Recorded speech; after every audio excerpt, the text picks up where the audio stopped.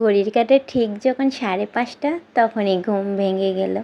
কিন্তু এত সকালে ঘুম থেকে উঠে করব কি? শুয়ে থাকতেও ইচ্ছে করছে না, বয়স হয়েছে। এখন আর বিছানা ভালো লাগে না। সকালবেলা উঠে 1 কাপ চা খেয়ে নিত্যদিনে কাজে লেগে পড়লাম। আজ রান্নাবান্না মূলত করেছে আমার কর্তামশাই।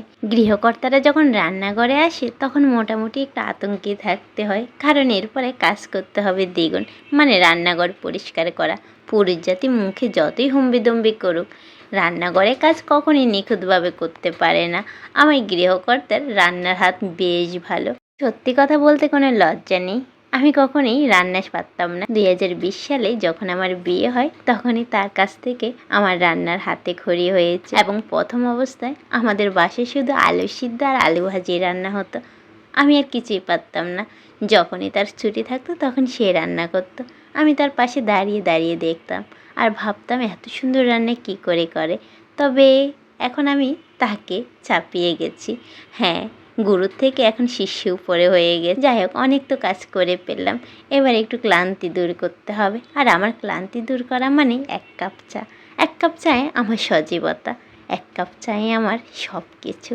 চা খেতে খেতে একটু বই নিয়ে বসলাম, কাজী নজরুল ইসলামকে নিয়ে। আর এদিকে আমার মা জননী ঘুম থেকে উঠে আমাকে কী জানি দেখাচ্ছিল, মনে করতে পারলাম না।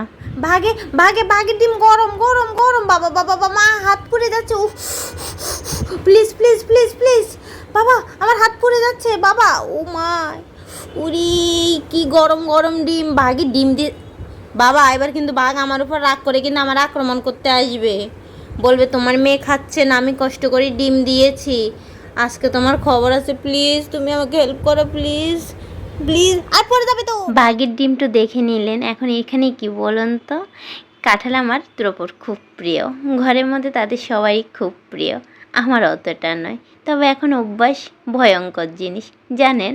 আমি আগে মিষ্টি একদমই সহ্য করতে পারতাম না, মিষ্টি জাতীয় কোনো খাবারই খেতে পারতাম না।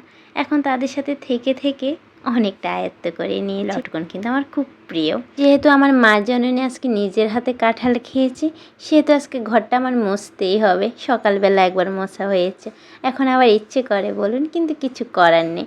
না হলে মাসি এসে আমার ঘরে বসবাস করা শুরু করে দেবে। কী আর করবো বলেন, কর্মই ধর্ম। মা হয়েছে এতটুকু তো করতে হবে। স্নান করে পূজার সামগ্রীগুলো একটু পরিষ্কার করে নিচ্ছি। অনেক দিন হলো ঠাকুরকে কোনো ফুল দিতে পারছি না। আমার ব্যালকনিতে রোদ আসে না, গাছগুলো কেমন জানি অবস্থা, ফুলও হচ্ছে না, তাই গাছগুলো একটু ছাদে রেখে আসলাম। এদিকে ঠাকুরের সরঞ্জামগুলো ধুয়ে ঠাকুরের সিংহাসনে মুছে আমি ঠাকুরের জল নিতে চলে আসলাম। আজ এ পর্যন্তই। আপনারা ভালো থাকবেন, সুস্থ থাকবেন, সুন্দর থাকবেন।